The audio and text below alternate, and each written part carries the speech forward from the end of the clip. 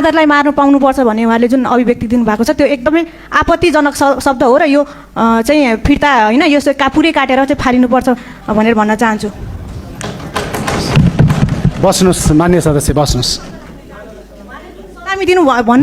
मान्य सदस्य बस्नुहोस्। आपत्तिजनक शब्द छ। बाँदर बन्देलहरूले आज पनि जनताहरूलाई दुःख दिइरहेको छ। यसको नीति कार्यक्रम हामीले कस्तो बनाउँदैछौँ, यसको हामीले के लेख्दैछौँ यो विषयमा पर्दैन। आज जनताहरू भनिरहेको छ कि बाँदरलाई सलामी देऊ, मान्छेहरू नबस, सांसद मन्त्री राष्ट्रपति प्रधानमन्त्री भएर नबस, बाँदरलाई सलामी देऊ। यदि होइन भने हामीलाई दुःख दिइरहेको छ। मान्य सदस्य आशिका तामाङ, के नियमावली, कुन नियमावलीको कुन नियमावली? 21 को घ।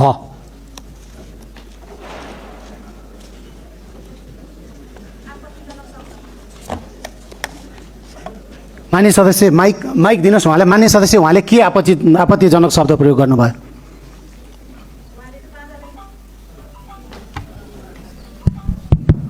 बाँदरलाई मार्नु पाउनुपर्छ भन्ने उहाँले जुन अभिव्यक्ति दिनुभएको छ त्यो एकदमै आपत्तिजनक शब्द हो र यो चाहिँ फिर्ता होइन यो पुरै काटेर चाहिँ फालिनुपर्छ भनेर भन्न चाहन्छु। तल जोगे पत्थर चुहार मचुवा टारदेखि माथि साल्पा सिलुचुका पर अरुण नदीका गड्किरहरूदेखि टेम्के सेल्मे चखियासम्मका भोजपुरवासी जनताहरूप्रति आभार प्रकट गर्न चाहन्छु। यो बेलामा सम्माननीय सभामुख महोदय, अलपत्रै परेको सडकहरूमा गाडीहरू डुबिरहेको छ। सामाजिक सञ्जालहरूमा हामीले गालीका वर्षाहरू पाइरहेका छौँ। सरकारलाई म आग्रह गर्न चाहन्छु, अगाडि पनि हामीले ध्यान आकर्षण गरेका थियौँ।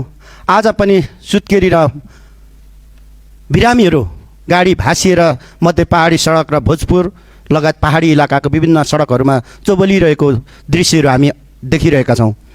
यसलाई यो मानेमा म यहाँ सरकार समक्ष अनुरोध गर्न चाहन्छु, जनताले हिजो र आज उस्तै व्यथितिलाई बोक्नुपर्ने हो भने यसको लागि 84मा हुने निर्वाचन 82मा हुनुको अर्थ जनताले महसुस गरेको छैन।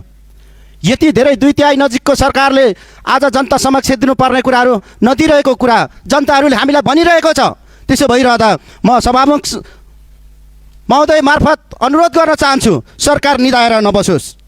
यो बेलामा हामीले नीति कार्यक्रममा कृषिको विषयमा धेरै राम्रा ठुल्ठुला कुराहरू हामीले भन्यौँ, तर आज पनि धेरै माननीय ज्यूहरूले कुरा उठाउनु भयो। बाँदर बन्देलहरूले आज पनि जनताहरूलाई दुःख दिइरहेको छ। यसको नीति कार्यक्रम हामीले कस्तो बनाउँदैछौँ, यसको हामीले के लेख्दैछौँ यो विषयमा पर्दैन। आज जनताहरू भनिरहेको छ कि बाँदरलाई सलामी देऊ, मान्छेहरू नबस, सांसद मन्त्री राष्ट्रपति प्रधानमन्त्री भएर नबस, बाँदरलाई सलामी देऊ।